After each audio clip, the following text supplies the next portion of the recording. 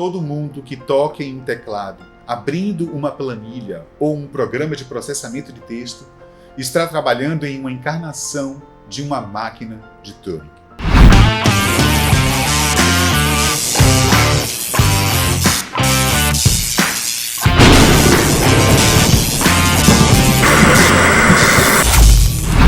Olá, bem-vindo ao nosso programa À Frente do Tempo. Aproveita, já se inscreve no canal, tá? Porque toda semana vai ter um vídeo novo aqui para vocês, levando conhecimento, cultura e entretenimento de qualidade, ok?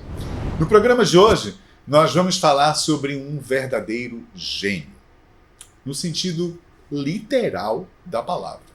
Ele era simplesmente matemático, cientista, lógico, criptoanalista, filósofo, biólogo, enxadrista, atleta olímpico e herói de guerra. Eu estou falando de Alan Turing, o pioneiro da computação e reconhecido como o pai da ciência computacional e da inteligência artificial.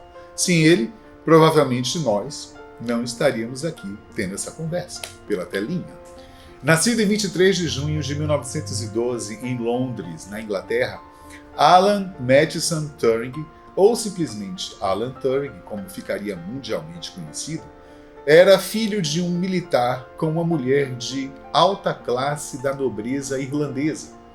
Ainda na infância, Turing já dava sinais de ter uma inteligência muito acima da média. Aos 13 anos, graças ao seu intelecto privilegiado, ele foi encaminhado pela diretora da sua antiga escola, a Sherborne School, uma prestigiada escola interna da capital inglesa para jovens gênios. A escola ficava a quase 100 quilômetros de onde Turing morava, e logo no primeiro dia de aula, uma greve impediu que os trens circulassem. Isso não foi um problema para o jovem e determinado gênio. Turing pedalou com sua bicicleta por 100 quilômetros até a escola para não perder a aula. Além da matemática e de pedalar, a corrida também era praticada pelo jovem Turing, hábito que este levou por toda a sua vida adulta. Com 15 anos, Turing já resolvia problemas matemáticos complexos, sem ainda ter estudado cálculo.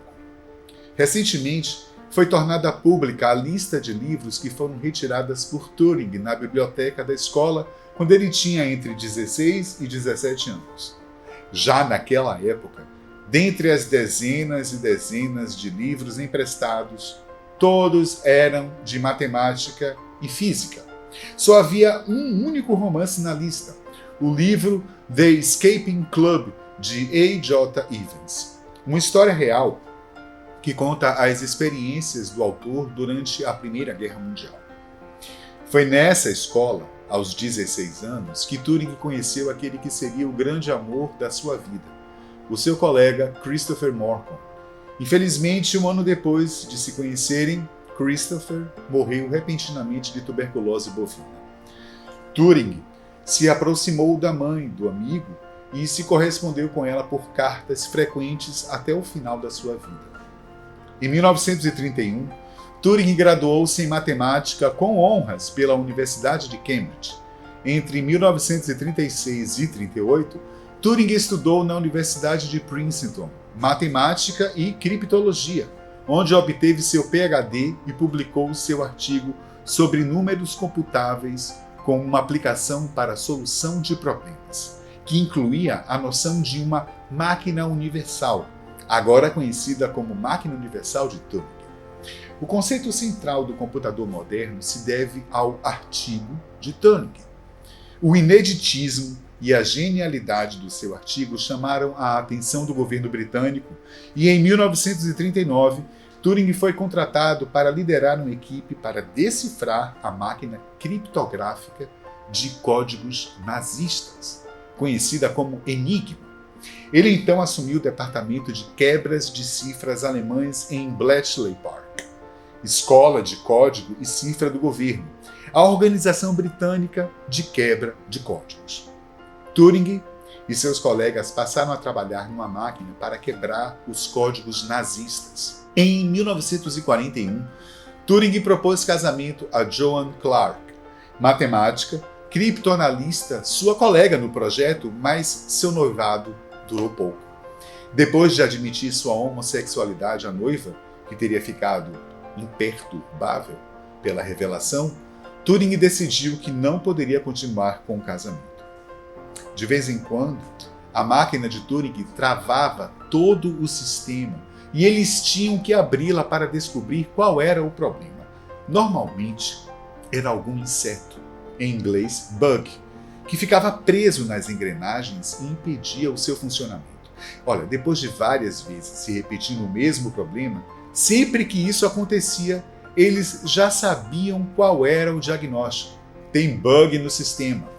Expressão utilizada até os dias de hoje, mas que muitas pessoas desconhecem a origem. Durante esse período, Turing corria mais de 64 quilômetros entre uma instalação militar secreta do governo britânico em Londres e o seu laboratório de pesquisas em Bletchley Park para participar das reuniões secretas com os militares. Em uma dessas corridas, Turing ultrapassou um grupo de atletas que treinava para a maratona das Olimpíadas de 1944 na Inglaterra e que foram canceladas por conta da Segunda Grande Guerra Mundial. Turing tinha algumas manias que ficaram famosas e viraram lendárias em Bletchley Park. Em suas pedaladas, ele costumava utilizar uma máscara de gás alegando que era para evitar respirar o pólen da primavera e combater suas graves crises alérgicas. Outra particularidade sua era que a sua caneca de chá estava sempre acorrentada ao aquecedor, quando ele não estava usando. Turing dizia que era para mantê-la aquecida, mas os amigos mais íntimos revelaram que ele fazia isso para impedir que fosse usada por seus colegas de trabalho. Turing e sua equipe finalmente criaram uma máquina denominada de bomba eletromecânica e que ficou popularmente conhecida como máquina de Turing. Sua máquina decifrou os movimentos nazistas e antecipou a guerra em alguns anos, salvando milhares e milhares de vidas. A máquina de Turing era um aparelho que mudaria de função conforme a necessidade, baseando todo o seu funcionamento em um grande número de cálculos em sistema binário, permitindo definir e, quando possível, resolver problemas por meio de uma sequência de etapas. Vem daí a lógica do algoritmo e de toda a computação moderna. Após a guerra, os serviços de Turing foram reconhecidos pela coroa inglesa e ele foi nomeado oficial da Ordem do Império Britânico pelo rei George VI por seus serviços de guerra. Porém, o seu trabalho permaneceu em segredo por muitos anos, até o início do século XXI. Em 1945 e 47, Turing viveu em Hampton, Londres, enquanto trabalhava no projeto do computador ACE, no Laboratório Nacional de Física, que foi o primeiro projeto detalhado de um computador capaz de armazenar um programa, e do primeiro software, o Manchester Mark. Turing escreveu a primeira versão do manual do programador para esta máquina.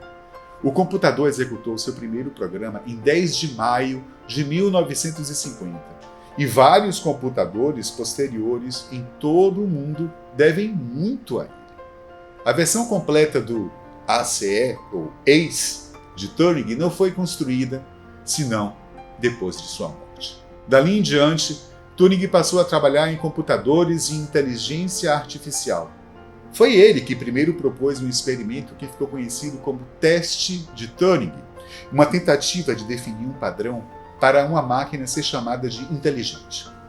A ideia era que se poderia dizer que um computador pensa se um interrogador humano não pudesse diferenciá-lo por meio de conversa de um ser humano. No artigo, Turing sugeriu que, em vez de criar um programa para simular a mente de um adulto, seria melhor produzir um mais simples para simular a mente de uma criança e depois submetê-lo a um processo de educação. É uma forma invertida do teste de Turing, é amplamente usada na internet. O teste, CAPTCHA, destina-se a determinar se o usuário é humano ou computador. O teste de Turing foi uma contribuição significativa, caracteristicamente provocativa e duradoura para o debate sobre inteligência artificial, que continua há mais de meio século. De tanto correr durante seus anos de trabalho em Bletchley Park, Turing participou da Seleção Olímpica Britânica de 1948, mas ele foi prejudicado por uma lesão e ele não conseguiu a vaga. Porém, o seu tempo de prova para a maratona foi apenas 11 minutos mais lento que o tempo da corrida olímpica de Thomas Richards, medalhista de prata britânico, de 2 horas e 35 minutos. Turing ainda era um campeão de xadrez. Ele então desenvolveu, com lápis e papel, o programa Turochamp, que muitas décadas depois daria origem ao primeiro jogo de xadrez para computadores. Aos 39 anos, Turing se voltou para a biologia matemática, finalmente publicando sua obra-prima, A Base Química da Morfogênese, em janeiro de 1952, sobre o desenvolvimento de padrões e formas em organismos biológicos, antes da compreensão da estrutura e do papel do DNA que explicavam padrões de genética. Em 31 de março de 1952, Turing foi condenado por homossexualismo e precisou escolher entre ir para a prisão ou ficar em liberdade condicional e passar por um procedimento de castração química destinado a reduzir a libido. Turing aceitou a segunda opção, que foi continuada durante 1 ano. A condenação de Turing levou à remoção de sua habilitação de segurança, impedindo-o de continuar lecionando e de ser consultor de criptografia para o governo britânico. Turing também fora impedido de entrar nos Estados Unidos após sua condenação em 52, mas estava livre para visitar os países europeus. Em 8 de junho de 1954, Turing foi encontrado morto em seu apartamento. Quando seu corpo foi descoberto, uma maçã estava meio comida ao lado de sua cama, e embora a maçã não tivesse sido testada, a causa oficial para sua morte foi a de suicídio por ingestão de cianeto de potássio, que o próprio Turing haveria injetado na maçã. Um inquérito determinou que ele havia cometido suicídio. Especula-se que Turing estava encenando uma cena do filme de Walt Disney, Branca de Neve e os Sete Anões.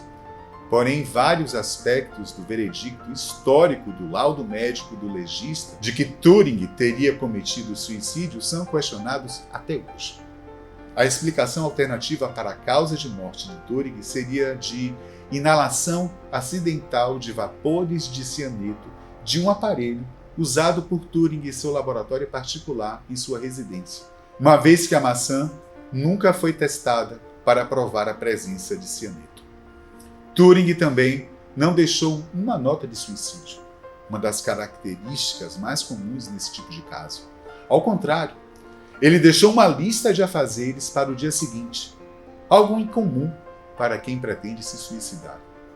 Uma terceira versão aponta que Turing foi causa de intensa preocupação entre as autoridades britânicas na época de sua morte, pois os serviços secretos temiam que os comunistas prendessem Turing e o usassem para reunir informações. Turing não apenas estava envolvido em um trabalho altamente secreto, como também passava férias em países europeus perto da Cortina de Ferro. De acordo com essa teoria da conspiração, é possível que o serviço secreto considerasse um risco de segurança muito alto e assassinara uma das mentes mais brilhantes do mundo. Em 1999, a revista Time nomeou Turing como uma das 100 pessoas mais importantes do século XX e declarou: "O fato é que todo mundo que toque em um teclado, abrindo uma planilha ou um programa de processamento de texto, está trabalhando em uma encarnação de uma máquina de Turing." Em 10 de setembro de 2009, o primeiro-ministro britânico, Gordon Brown, reconheceu os feitos de Turing e fez publicamente um pedido de desculpas formal. Em 24 de dezembro de 2013, a rainha Elizabeth II assinou um perdão pela condenação de Turing por indecência grosseira, com efeito imediato. Mas a rainha declarou Turing oficialmente perdoado somente em agosto de 2014. E em 2017, uma lei cancelou a condenação de todos aqueles 75 mil homens que foram injustamente perseguidos antes do fim da legislação homofóbica. Cerca de 15 mil desses condenados naquele tempo ainda estão vivos. A lei foi batizada com o nome da mais famosa vítima da homofobia institucionalizada na Inglaterra. A Lei Alan Turing, que garantiu perdão a 75 mil outros homens e mulheres condenados por crimes semelhantes. Uma estátua de Turing também foi inaugurada em Manchester, em 2001, em Sackville Park. O próprio escultor enterrou seu computador na base da estátua memorial que mostra o pai da ciência da computação sentado em um banco em uma posição central no parque. Turing é mostrado segurando uma maçã. O banco de bronze fundido traz em relevo esse texto abaixo codificado por uma máquina Enigma. Eu não vou conseguir falar isso aqui.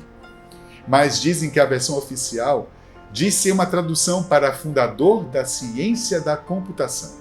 No entanto, o significado da mensagem codificada é contestado, pois o U no computador corresponde ao U no texto.